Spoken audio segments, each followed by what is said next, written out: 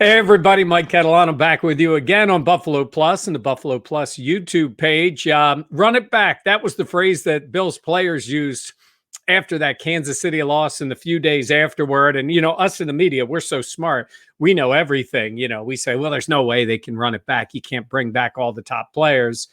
Well, they're trying. They really are. Look, John Brown's gone.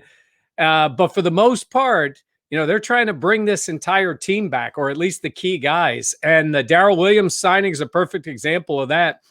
Guy came in last year and really solidified that right tackle spot, enabling the Bills to move Cody Ford inside. And there'll be plenty of time to talk more about that. But Williams was really good. And on the open market, I think he would have gotten paid.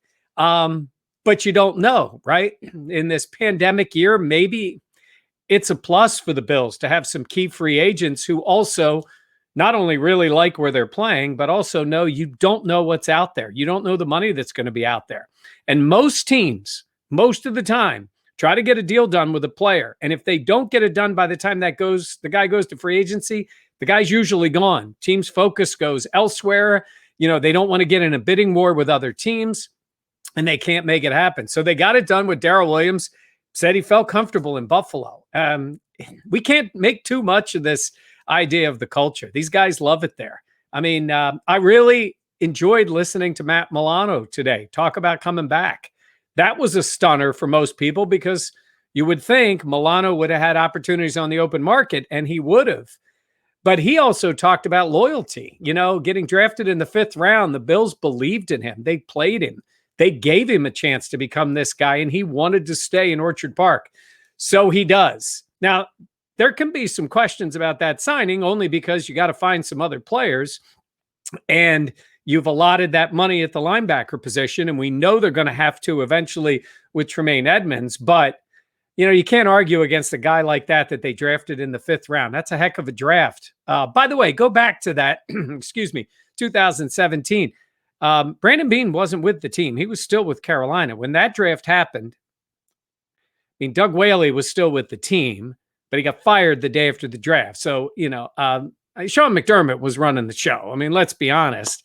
I ended up making that trade with Andy Reid. They don't get Mahomes, that, but they got Trey White, they got Deion Dawkins, and they ended up with Matt Milano in that draft. So I would say they're pretty happy with that group. Yeah, you had some swings and misses, maybe with a guy like Zay Jones, but that was a pretty good group. Now, Beane has taken over from that point on, had excellent drafts, very good in the free agent signings.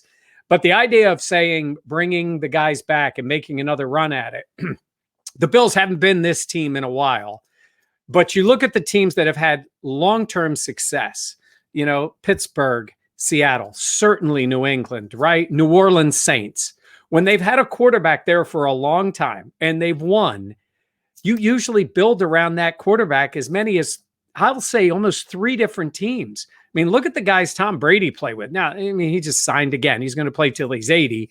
Not everybody is like Brady, but, when you look at a guy like Roethlisberger or Breeze, they have had almost 3 different teams around them while they continue to play.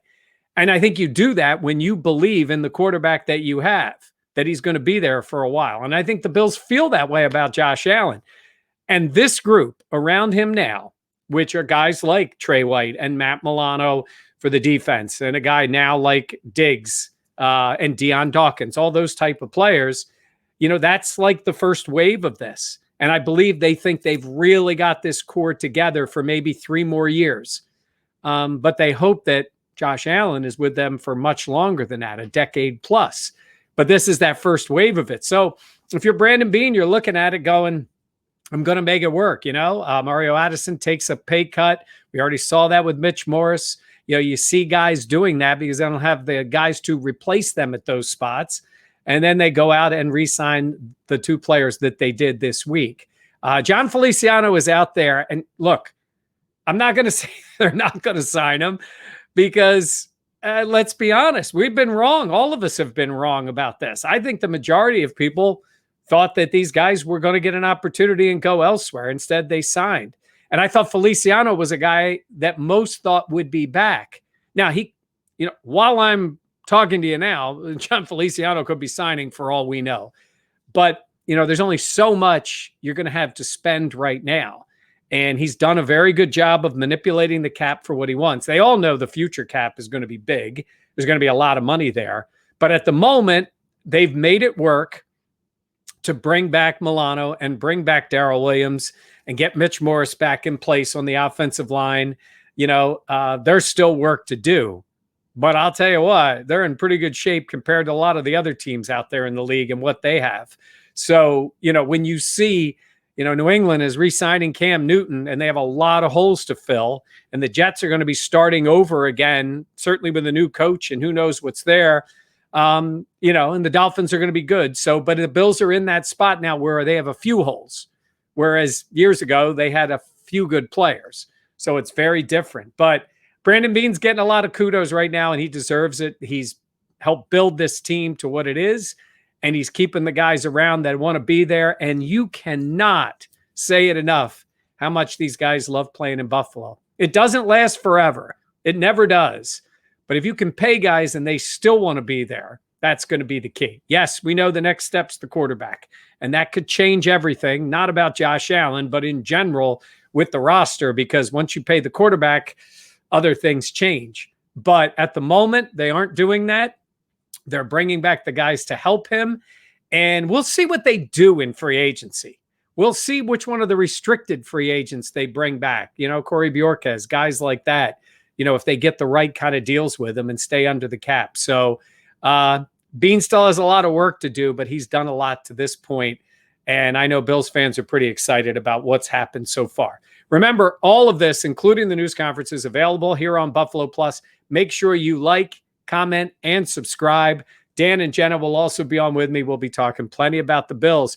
Hey, free agency starts, and you've already had a good March. I don't want to be Rex Ryan and say the Bills are winning the offseason, but at least internally, they're doing very well in March. We'll see if that continues when we get to next week. That's going to do it for me right now. Thanks for watching here on Buffalo Plus and the Buffalo Plus YouTube page.